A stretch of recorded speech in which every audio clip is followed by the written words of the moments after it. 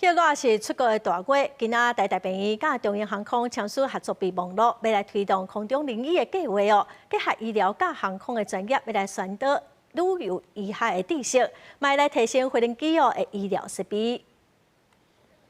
真濟民眾坐飛輪機出國除了有新型傳染病的風險，有醫生也指出，若是旅客有心較濟歲，有心血管、呼吸系統相關的慢性病，也是最近捌動過手術，攏建議佇出國進前4到6個禮拜去旅遊醫學的門進行諮詢。很多都是年長者，可能就是因為氣壓的關係，產生呼吸不順，然後喘不過氣來，然後心臟不舒服，還有頭暈等等。為了守護民眾的健康。青沙台大病院甲中正航空簽署合作的備忘錄，推動空中輪椅計劃，結合醫療甲航空兩種專業，共同宣導旅遊醫學的觀念，增加民眾前捌出國的風險，也提升飛輪機頂的醫療設備。我們在2011年就導入了這個 MedLink 這個醫療的一個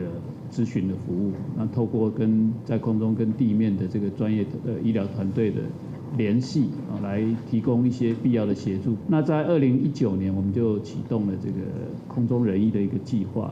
那邀請具有醫師資格的這些旅客來加入。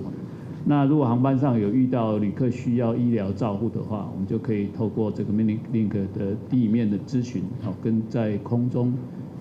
人醫及時的出手的協助。台大病院表示，旅遊醫學門診除了會當注疫苗，有幾寡藥物也干那旅遊醫學門診的醫生才會當開予患者。醫生也會當針對病史、用藥的記錄、旅遊的行程，打造個人化預防計劃。另外，台大病院也有旅遊醫學的網站，讓民眾佇出國進前通做參考。記者郭耀基、曾俊佑台北報道。